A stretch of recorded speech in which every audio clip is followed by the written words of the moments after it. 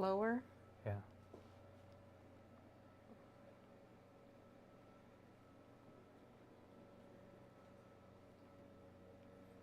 All right, ready? Mm-hmm.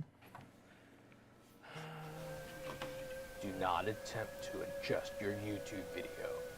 We control the stream.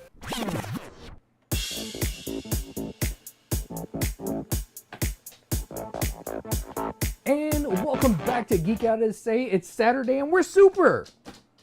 We're super? We're super.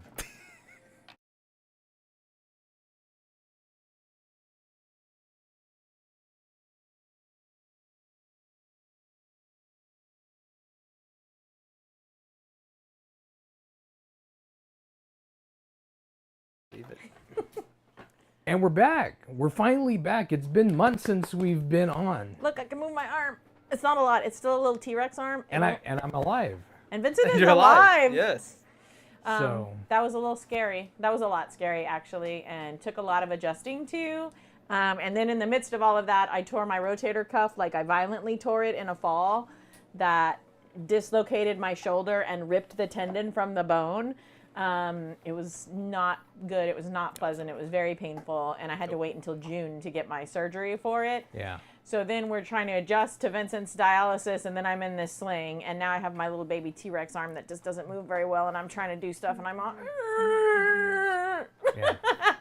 But we're trying, and we wanted to get back to the show because, I mean, it has been the summer of blockbuster movies, and we are like chomping at the bit to talk about all of them, because, you know, us and movies, it's kind of a thing, yeah.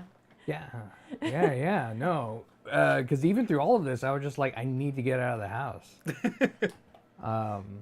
Because I'm stuck here like all the time now. Yeah. Well, and one of the things was so we were in the hospital for 10 days when all of this first happened with Vincent. And, you know, it's the hospital. It sucks there. Yeah. It's not pleasant. So Vincent's like feeling better one day. And he's all, let me check the TV in my room. So he's checking the TV to see like what types of connections are available on the TV. And he's like, hey, can you go home? When you go home and like take your shower, because I would go every couple of days and go home and kind of shower, whatever. Oh, God. He's like, get the Fire Stick. Oh, God. You guys coming. And we'll watch stuff on their Wi-Fi. Paying for it anyway. We did. We did. The bill was $100,000 just for the hospital son stuff. Of a biscuit. Yeah. We didn't have to We pay didn't all have to that. pay We all have of really that, good but- insurance. We didn't have to pay all that, but it was a lot. So it was just funny because then the nurses and stuff would come in and they're like, because I don't even remember did we watch all of Sweet Tooth there or? So we watched most of it. Yeah. I mean, we were watching all kinds of stuff and they're like, how are you getting, what are you watching? I'm all, shh, just step away. It's fine. Okay. It's okay. We're fine. And so then at one point it's like, if we have to stay here much longer, the video games are coming up here too and we're connecting those. It's going to be like, and Next then at time. one point I'm like walking through the hospital. He wanted to show off his new lightsaber that he had just gotten before all of this happened. And was the Cal Kestis one or no, which one was it that you got? Yeah, it's a Cal Kestis. The Cal Kestis. Uh-huh. And so I'm walking through a hospital with a giant lightsaber it's like a lightsaber pistol combo. Yeah. And everything. Oh, no, that's Ezra. That's Ezra. Bridgers. Mm-hmm. And I'm just walking through the hospital with this giant lightsaber. Like, nobody's saying anything to me. I'm just walking around like I own the place with my lightsaber. It's just like... It's his first lightsaber, the one that looks like a staple gun. Yeah, it does look like a staple gun. I don't know what to say to So that. yeah, so then he's up there in his hospital bed.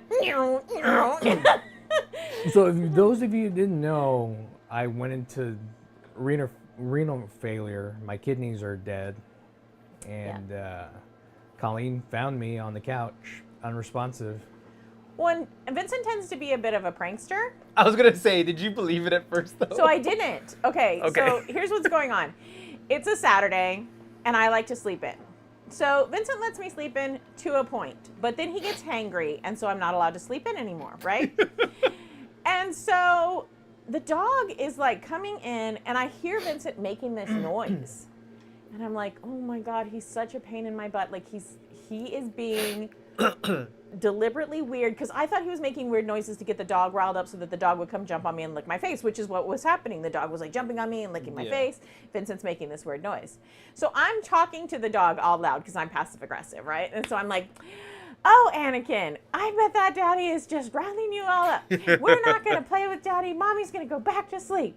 And so I'm like, I'm going back to sleep. I'm going back to sleep. So I'm in there for a good 20 minutes, while he's making noises, because the noises are intermittent. So he's making noises because he's not coherent anymore. His blood sugar dropped to 47 and his kidneys failed. And so his body locked up. And so his hands were curled up, his arms were curled up, his legs were curled up, and his eyes were rolled into his head, and he was making this noise, and he was sweating.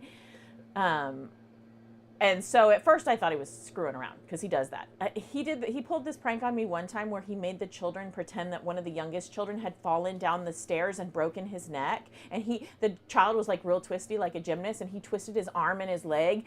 And the middle child was sitting on the stairs, I thought was crying, but he was laughing into his hands because they all knew it was a prank. So this man has pranked me so many times, and evil pranks. So, but when I saw him, I knew that there was something wrong. Right. And so I was trying to get him to respond, and he couldn't. It was his eyes would roll back, and he kind of knew I was there, and he was trying to respond, and he couldn't. So I called 911, and I figured it was his sugar, because he was so sweaty. And when your sugar drops, you sweat. And so I was trying to get something into him, because when you live with a diabetic, because he's been diabetic for 31 years, you live with a diabetic, you're supposed to put sugar in them when they're, but right. He couldn't get his brain to swallow. He would look at me and try to understand what I was saying, but it just couldn't. With the kidney failure, you're so full of toxins, your body is his body was dying. Yeah, your body becomes your enemy at that point. Yeah, and so then the EMTs got there. And so I was like, he's diabetic, this is what I think is going on. They checked his sugar, it's 47. But then they were trying to push a line into him, and his body was tensed up because of all those toxins, but it hurt. So then he was trying to put his arms out or whatever, and he punched me in the face on accident. So then they thought he was being combative, and they wanted to hold him down. And I was like, okay, well, we're not going to do that. We're going to pay attention to the situation. That was involuntary. We're just going to give him a minute. He's going to relax. And so we took care of it. And then at one point, because it was kind of a very tense situation for a while. And then at one point I told the EMTs, it's just because he doesn't like pain. He just doesn't prefer pain. And most people don't. They all started laughing, and they're like, really? He doesn't prefer pain? Who would have thought? And so it kind of they started laughing, and then they slowed down. And then, of course, they saw everything in the house. So then we started talking. And it's funny how many people you'll meet that have geeky stuff in common. Mm-hmm. And so they were we had 4 EMTs here. Oh, wow. Yeah. And so once we started to kind of stabilize him a little bit and get him to where he was coherent and we could take him to the hospital, and he wasn't in immediate danger of dying, and they got his blood pressure down and everything, because he was in immediate danger of dying when they first got there. They were pretty worried. But once we got him out of immediate danger of death, then we had really great conversations about, that was right after Black Panther had come out, so we were all complaining about how Black Panther could have been a series, and we were just going on and on, because they had to be here for quite a while to get him stable before they could even get him to the hospital. Mm-hmm. So, but it was just interesting that here was another instance in our lives where this geek thing that used to be such a negative connotation when we were kids. Batteries. Battery? He wants batteries, bud. Oh, it went blue. Of course, when I show you, it was blinking red. Do you know where the batteries are? No, I don't. Oh, sorry, we need batteries. But this geek thing that used to be such a negative connotation when we were kids is now a positive thing that kind of brought us together, and it helped kind of diffuse the situation with these paramedics that were kind of on edge, and not sure what, if he was going to be combative or what was going to happen. So it was nice to get to talk to them about that kind of stuff, and just nice to have things be more mainstream, and these were young, young buff, paramedic dudes, and they're like, we love superheroes, Star Wars for life, you know? And I was like, yeah, these are my people. I don't know how I ended up getting them to show up to my house, but they're my people.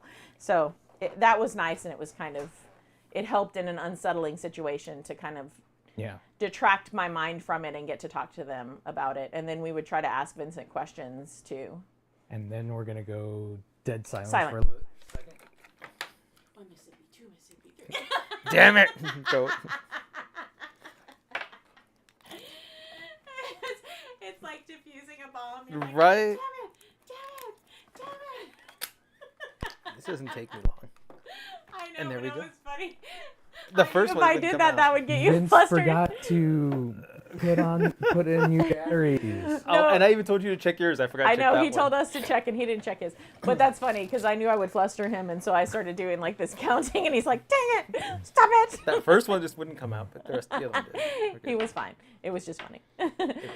So it was a whole experience, and it wasn't a lot of fun. It wasn't a lot of fun. 1 star? Don't recommend? No, one. That's so funny. Okay. So that's another thing we did. So lots of negative stuff has happened. You know, we lost Vincent's mom in a really horrible way. People don't know what all we had to go through. We haven't really talked about it.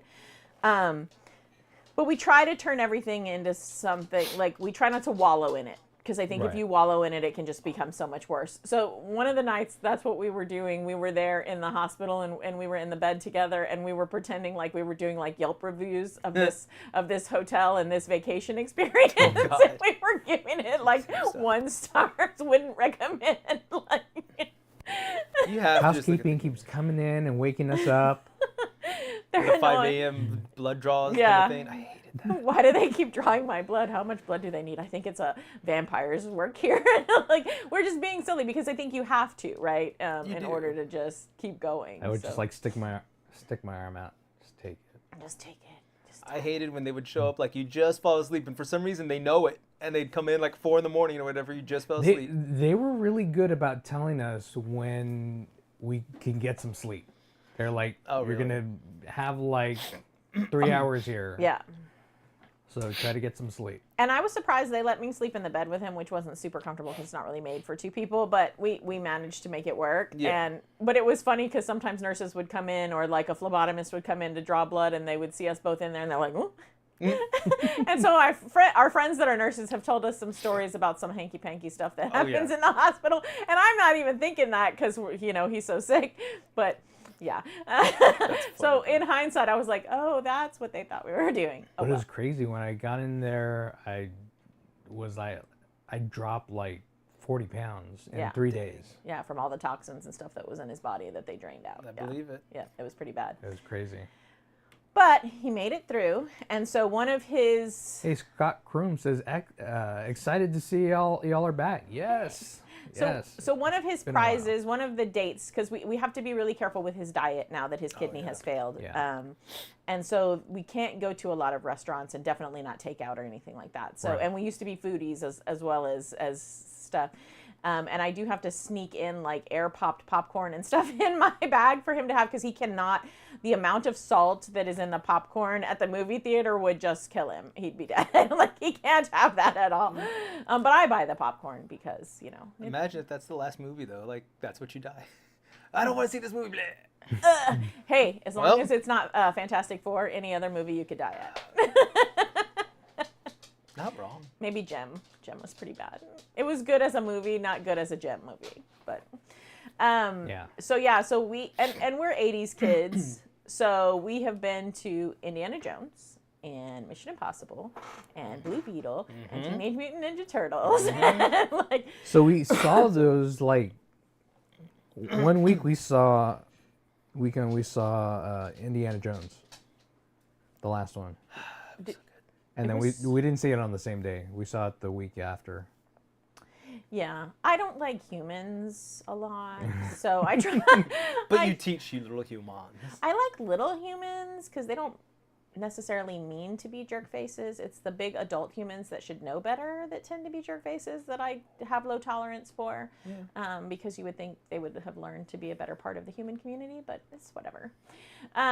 People can be really rude in theaters too, and I don't want you to ruin my experience. Like, I want to go enjoy the theater. Like, I grew up in a time where like the theater used to be a thing, right? Right. You know, you would wear halfway decent clothes, and you would like go and sometimes you would go all day, and sometimes you could go and sit in the theater and watch the same movie over and over and over again, and you didn't have to get another ticket and stuff. Like, I don't know.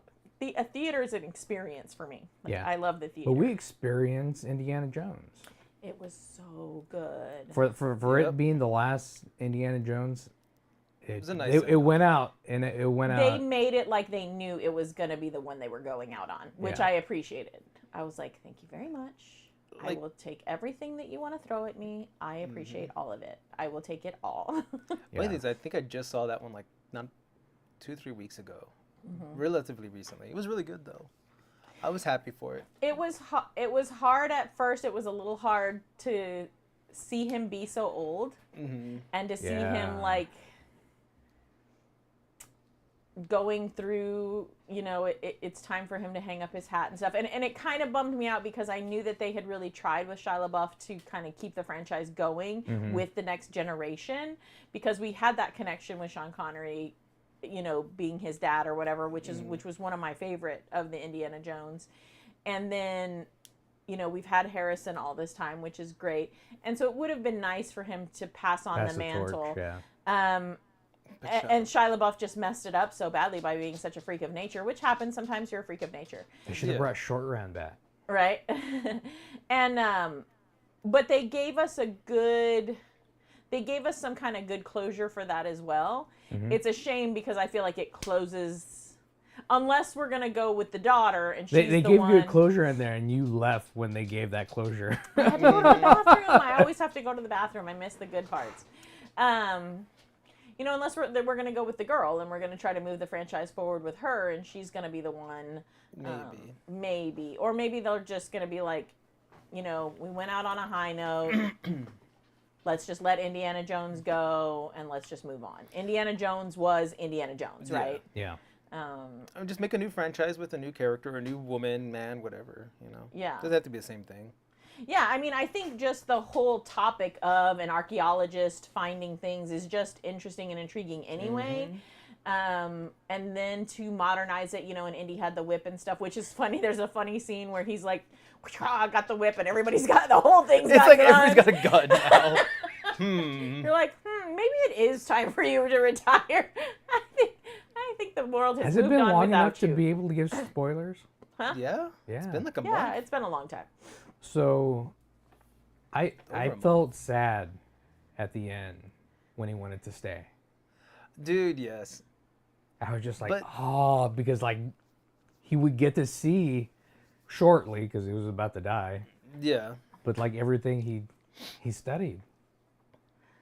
I know, but she was right. Like, you Yeah. can't, you know, you can't mess up the time continuum by being there and potentially saying something or showing them something that would have changed, Right. you know, the course of industry, or you just can't. Wibbly wobbly timey wimey. Look, you know what? Nothing may have happened. We don't know. Nothing may have happened. I mean, he probably would have died because they don't have the medical technology. Yeah, he would have been so dead in a couple of hours probably. Yeah, he probably would have died in a couple of hours. So yeah. See, honestly, that's where I wanted it to end, with him staying. I didn't want him to come back. I was like, that would have been the perfect closure. Like, nope, that's it. That's He's it. done. He just gets to live out the rest of his life in that history that he so loved, you know, and he gets Yeah. to see it firsthand. Yep, ask Archimedes anything, even though they couldn't really talk. Because wouldn't Archimedes know Latin, right? Or he would know English. So they couldn't even really talk. I thought Indy knew Latin, though. Did he? I don't remember if he knows Yeah. Latin. Yeah, Does he knows Latin. He Oh, knows okay. Latin, yeah. I didn't remember that. Yeah, so they could talk for a little bit and then bleh. And then... I don't know. That's where I wanted it to end. I honestly. wanted it to end there, too, but when we see at the end where he gets brought back, you understand why. Yeah. And you understand, too, you know, if you're somebody who's had somebody that you care about pass, But you also you don't want to let them go, right? But you also And so- understand that he accepted that as well. Yeah. So, I felt bad. I felt bad for it. Well, They but I didn't think get to they stay, did a but good job leading us to make us feel bad for him, because they showed like kind of how lonely he was and how Yeah. kind of sad his life had become. And so you're like, oh, he's so sad and it's so pathetic. And he used to be here, you know, and he's kind of gotten old and his life is kind of that sad, pathetic old person life. And now he has this opportunity for this thing and then it kind of gets ripped away from him. Yeah. So I think they did a good job with that build up for us to make it to where we cared about that point, which is a lot of times I think movies fail in that nowadays. And so I thought that they did a really good job. He's just a really good actor. He's a really good actor. I did like that we saw this picture. Real jerk. I did like that we still saw the Sean Connery picture on his wall. When they pan. Yes. Like they haven't gotten rid of that. I'm like, thank gosh, Sean Connery's still here. Yeah.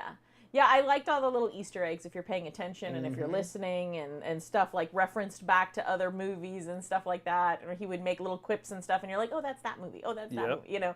And so it was fun. In researching some of the stuff about Harrison Ford, because I go back to like Star Wars when he was going to be on Star Wars, he was never planning to audition for Star Wars. Yeah. Oh, really? He got thrown into it. He was doing like carpentry work for George Lucas at the time.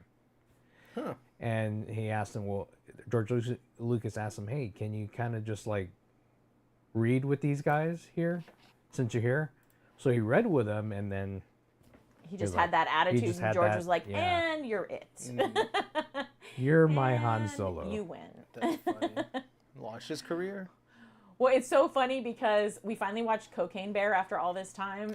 We watched it with my mom. It was hilarious. But the kid that played Han Solo in the new Han Solo movie is in Cocaine Bear. Oh, gosh. And so the whole time we're like, Han Solo! I have to watch that one now. It's hilarious. It's a funny movie. And still people hate that movie, Solo. The new Han Solo? Yeah. Oh, I thought it was really I good. really I liked actually it. liked that one. I really liked it. I thought that kid did a really good Yeah. job. So. I think Robert had made what did he say? Is that the lesson he learns at the end of that movie is the lesson he learns in episode like 6 or 7, like one of the other ones. Yeah, yeah. So why does he have to learn the same lesson twice? I think that's where Robert had the issue or something like that. It's just because he's a stubborn kid. That's why. He's still a kid at the beginning of Solo, and he's still kind of a kid in the movies if you think about it. And he's all been about, you know, he gets hurt, and so he kind of goes back to who he was before, and he kind of falls back into his old patterns, and then he comes and finds some friends again, and he kind of opens himself up to that, and he's like, maybe, and then he kind of learns the lesson again, and he's like, oh yeah, I had forgotten I learned that back here.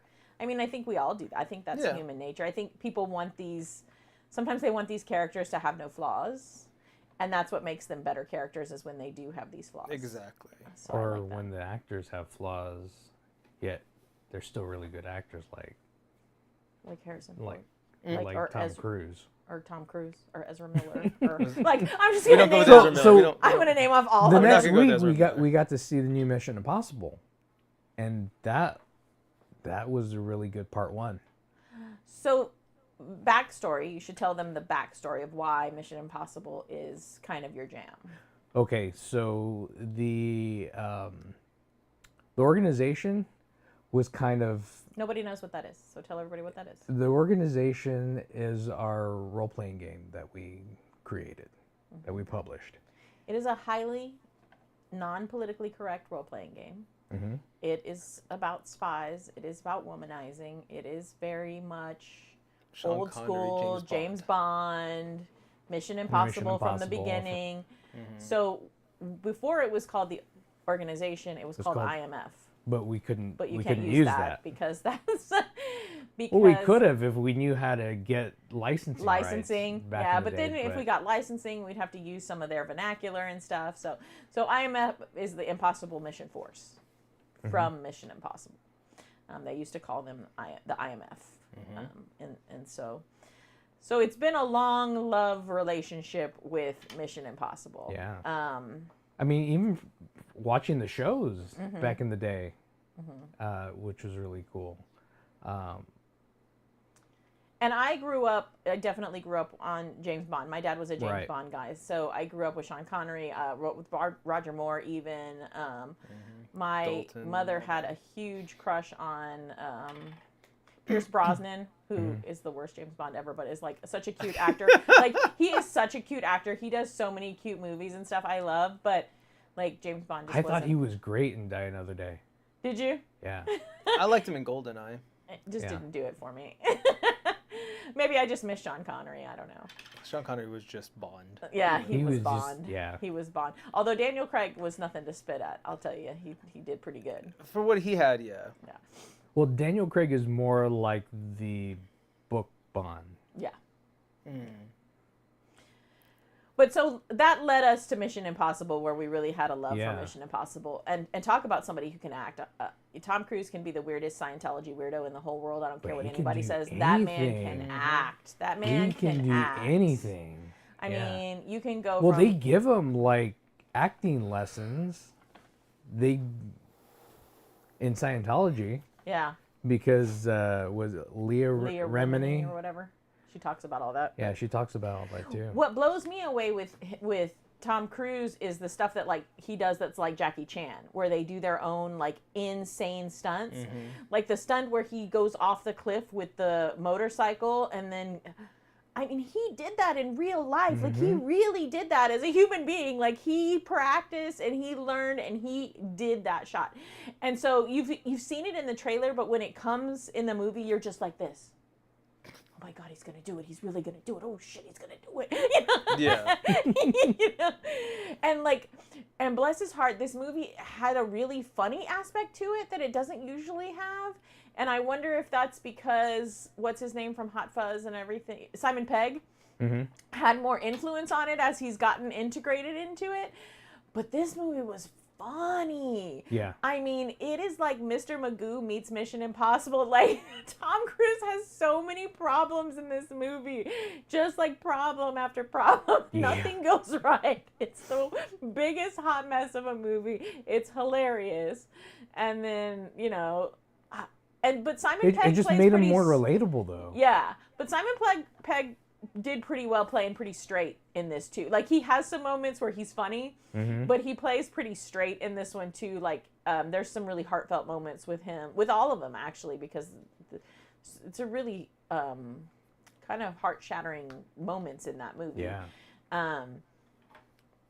And so I thought Simon Pegg did a really good job as well. And then I always forget the name of the actor who plays Luther. The Ving Rhames. Ving Rhames. He's great. I just love his voice. Like, and he's just like, he's so chill about everything, right? And he's so matter of fact, and he's just like, but then he'll do like some little one-liner. It'll crack everybody up.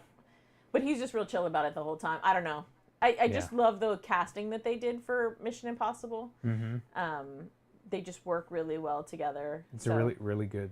That movie made us happy. That was a really, really good movie. So if Really you good haven't team. seen that one yet, you should see that.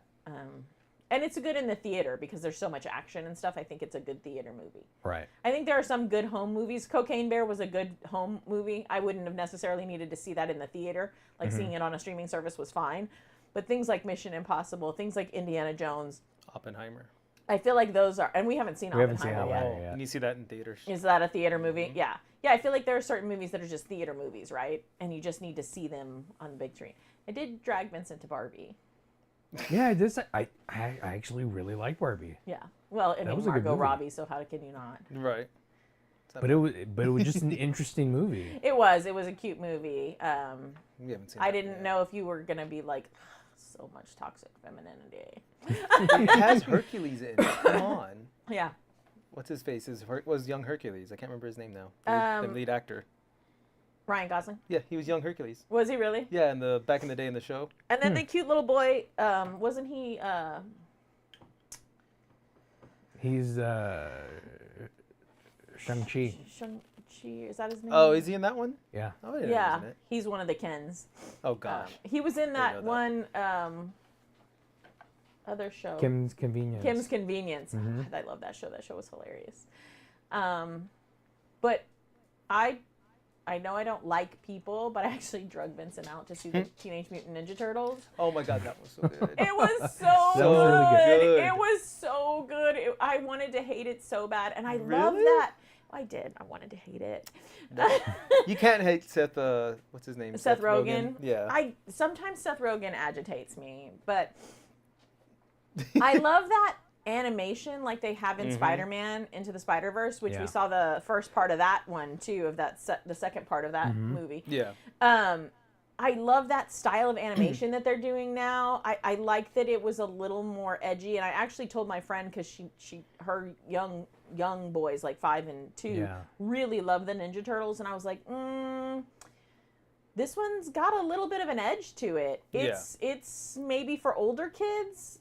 It touches on a different topic, the way they look at it. Yeah, the way I look at it. I thought that the villains and the way the villains come at them is kind of edgy and kind of dark, and the way they did some of the lighting and stuff within the animation. The Ninja Turtles are kids in this, which is super cute. I just love it that they're super cute young and they're trying to find themselves. Yeah. They're young teenagers and they're trying to get away. And Splinter is such the dad, like such the quintessential I love dad. Jackie Chan for his voice. Yes, I loved it. I didn't know I needed that. Great. And you get like this little bit of Casey Jones. Yeah, tiny. You get a smidgen. Where's he at? I missed that one.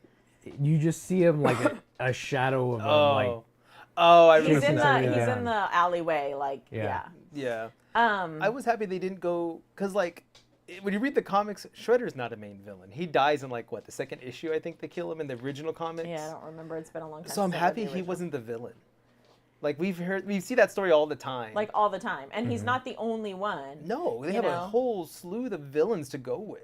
And I love how Rocksteady and Bebop are really stupid, even though they eventually become villains. But they were just cute, like helping the turtles, and all the little mutants were there, and having their little mutant moments and everything. So I was happy they showed all that, because you normally don't see them very often. Yeah, like they Mondo don't get Gecko much and all play. them. Yeah. I was happy I had a problem with the end. that they show Shredder, or which one? No, that everybody knows about him.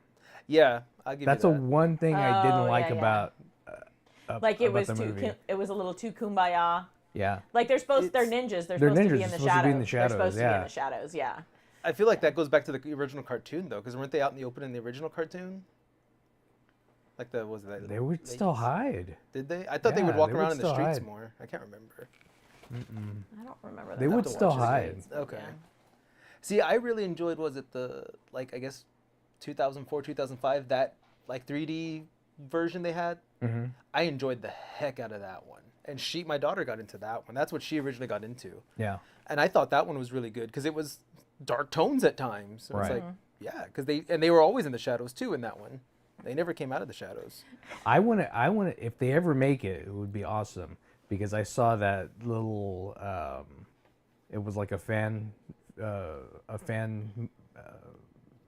like short Fan film. of The Last Ronin. Yes. Have you seen that one? I haven't seen that. Why didn't you Oh, send me is it like the that? 3D I did one? send that to you. I've sent that to you several times. It's the 3D animation one, right? Yeah. Yeah, I think I've seen that one. If they can do it right, that's an amazing comic book. That's an amazing comic book. But it's super short. Super short. I just hope if they make that into a film, it I'll has to be send a it short to you film. again. Send it to me again, because I feel like I would remember that if you had sent it to me. It needs to be a short film because I don't want too much filler with that. Because Yeah. the comic was perfect. It was like, 4 issues, 5 issues? Mm-hmm. That's all you need to tell that story. You don't need everything else. Mm-hmm. Unless they wanted to do a little more to get us to the point where everybody else is gone but him.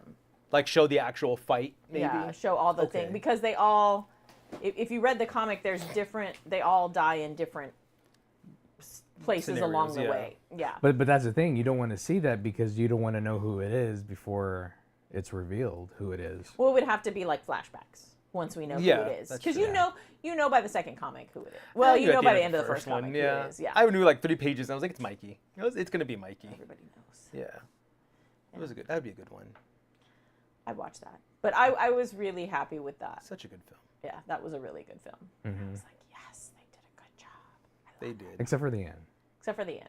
Yeah. The end was a little my- kumbaya. I would agree with that. I would agree with that. But I was on such a high, I didn't even care. I was like, everybody loves them. I love them. That's what it's trying to make you feel, though, I feel like. You just overlook that part. And then Seth Rogen has such crass humor, but the whole milking thing was just freaking. If you haven't seen it yet, the milking thing is so That was so hilarious. wrong. It's hilarious. It is a milking machine. So stupid. It was so Jackie Chan. stupid. It was funny. Though I did love when Splinter fought, it felt like I was watching Jackie Chan fight again. Yes. Because you're never gonna see him fight again like that. No. And I was like, he's fighting like Jackie Chan. He really is. Yeah. I'm like, I miss this. I want to go watch one of his old films now. I love it That's when okay. they showed him like going through his different eras or whatever with the disco The looks, wig. yes. He had his moments. And then poor thing, he's like, you know, and as a parent, we can all relate, right? You're trying to like get your kids to want to spend time with you or whatever, and he tries to like throw this party that's like so cheesy, like for 5-year-olds or whatever, and they're teenagers, and you're like, aw, he hurt. Yeah, he loves them. He's trying. trying. He's so lame. So yeah, that was a perfect movie. I absolutely adored that movie. Yeah, that was really good. Are you going to touch on the only good DC film right now? Or are you going to leave that one alone? Touch on it. Let's go. I am going to touch on it because I think more attention needs to be brought to it. So we Yes. just, on the day, well, Technically, it came out on Friday. We went on Thursday. we went on Thursday, and We were so disappointed that there was hardly anybody in the yeah, theater. there was wasn't. maybe 10 people in the theater. And maybe it's because DC has a bad rap. You know, people haven't liked Batman. People haven't liked Superman. Look at the Flash film. How The Flash. I hate that film so much. I did too. I did. I wanna burn really it to like. the I think some of it I though. didn't hate it. I just thought it could have been better. I liked the concept of where they were trying to go with it, but it just didn't get there. No, I just hated it. I'm just not even going to try to sugarcoat it. Because the villain made no sense at the end when you think about it. Because then the whole, like how we were talking about time earlier, time doesn't make sense now. Because how could a different version of the past one that's supposed to become that guy kill him and screw up the whole, like that doesn't make sense. You're Because like, it should all, if it's going to be linear, it always needs to be linear. But it's And you're not saying linear. it, It's supposed to be branching. which is supposed to be branching, but it was weird how they were trying to explain it. I'm just like, but that guy is supposed to be this one though. So that's linear? No, it's not. But I don't know. It's so confusing. Yeah, like I hated it. Well, it's like the stuff that they did in the show with Saboteur. yeah. Yeah, I hated that too. Anyway, the only good DC film. Only good the DC Blue film Beetle. was so good. Yeah. I will say at the beginning, and I told Aaron this right after. At the very beginning, we're watching it, and I'm like, I've already seen this. It's the trailer. I've already seen this. It's the trailer. I've already seen this. It's the trailer. And I was really starting to get discouraged at the beginning of the film. I was like, is this all we're going to get? Is the trailer? And that was it. That was the big bang for the whole thing and like nothing else. And yeah, we know Nana has a gun, you know, okay. Yeah. We saw that in the trailer. Like we saw, okay, he splits a bus in half. Don't you think maybe that's something you should have saved for the movie? Mm-hmm. Like, I know you want people to go see the movie, but there has to be a better way to convince people to see the movie than to give away so much of the movie. But I think the reason that they didn't because he's relatively an unknown superhero. I He's know, and so not they one of wanted the- to show that there was like action Right. and stuff, but they could have shown him like bumping into the bridges and stuff, some of that stuff, and kept something like the bus scene. I think it would have been nice to keep the stuff about Nana a secret. From the trailer and have us like see her, you know, rip down her braids and be that revolutionary and That was stuff. freaking hilarious, It was though. great. It was great. So I was glad that they ended up finding some other stuff to get, a lot of other stuff actually to give us. There was a lot that they gave us in this film. And I thought I really was gonna like dislike George Lopez in this, but So George Lopez tends to be a tool, and I figured he was going to be the one that was going to drag this film down because he is kind of a tool. But he was funny. he was funny. They used that was- tool side of him. It's Yeah, kind of what they did. they used that tool okay. side, and he very much brought his Cheech Marin out in this, which was great. He even has the bobbleheads like in Yes. his taco, and his taco ma. his taco ma. He was funny. He was funny, and he was the comic relief, which I think in these kind of hero movies you always need, like the comic relief. But he was also kind of the voice of reason. And because he's the comic relief and because he's been the butt of the jokes, and he knows he's the butt of the jokes, right? And so Right. he kind of puts himself out there. So then when he does have the vulnerable moment with the kid, it's a good moment. It is. It's a good moment, and Yeah. you believe it, and you appreciate it more. So yeah, I thought that he did really well, and I was impressed with that. And I love that little kid from Cobra Kai. Because I'm looking Kudos. at it, and I don't even know how to pronounce pronounce his name. We think it's Xolo or Zolo or it's Solo or XOLO. Jolo. Yeah, XOLO. It's an Aztec, an old Aztec language. So supposedly it's like Xolo. It's XOLO. I don't know. He's a Cobra Kai kid. Let's call him Cobra Kai kid. Yeah. So the thing about it is, it's about family. It really is about It's family. really about family. It's Fast and Furious, but good. You Good love without Fast and cars. Furious. In space. It's the way that you and your family have always taught me in Hispanic heritage that family is. It's mi familia, mi casa es su casa. It's, together we're strong. We love each other no matter what. Maybe you're the fool. Maybe you're the one who's bringing the family forward and going to college for the first time. Maybe you're the one who's working 3 jobs to try to keep us afloat. But we're still all in it together. We're all in it together, right? And we all have our place in it, and we all uplift each other, and we all come together when it's important, right? And this is the first time that the Latinos get to see a character like this on the big screen. We haven't had that. I don't know. And I think We it need to touches support on, it, though. and I think it touches it's very on touching being, for me. Yeah, and it touches too on being in that kind of lower income, that kind of stepped on, that kind of forgotten about culture, like as if we're not important. And I thought Susan Sarandon did a really good job of being the bad guy. She very much portrayed that, like, I'm up here, I'm white, I'm aloof, I have money, you're nothing, and I think we needed that in the film so that we could get this love and this familia, and then get this separation of, this is how they treat people over here, because money is more important, and stepping on people is more important, and that fame and my place in life is more important. So I like that they showed that kind of dichotomy. Right. And they even show, like, here's the barrio, and then here's all the, like, rich, skyscrapers and everything with all the fancy stuff. And the lights. All the lights and Yeah. everything. And then I really liked her henchman. And I was really hoping his storyline was going to go where it went, because I could see it going there. And I was like, if they take his storyline there, Perfect. it's going to be perfect. It's going to be perfect. That's what I need. And Sanchez, I needed Sanchez to have his moment too. And he totally, and they led you to it, but not like, sometimes in movies they lead you too much and they over explain it. And so there's a few things in there where he's like, my name is not Sanchez. My name is not. Yeah. And I'm like, he's going to have his stapler moment, right? And he did. He did. And he did. He had his stapler That was a moment. good one. That was very much. There's also tons of Easter eggs in that film. Like little things, like The Fifth Element. Did you see it? No, I Oh, didn't I see missed that. The that one. gun came out. Oh, really? Because when he's like when they're all sitting there, so I'm not gonna explain the whole scene, but when they're sitting there like trying to take everybody out, his arm turns into the Fifth Element gun.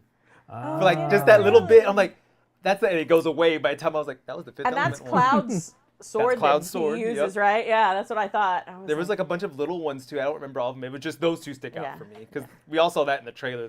But it's like if you're paying attention, from like the he went to Gotham University Yes, I and saw stuff that. like Gotham that. University, Yeah. and then the Big Belly Burgers, which Yeah. is Yes, Big Belly in the He's Burgers. spoiled all them. Arrowverse. Yeah. Yep.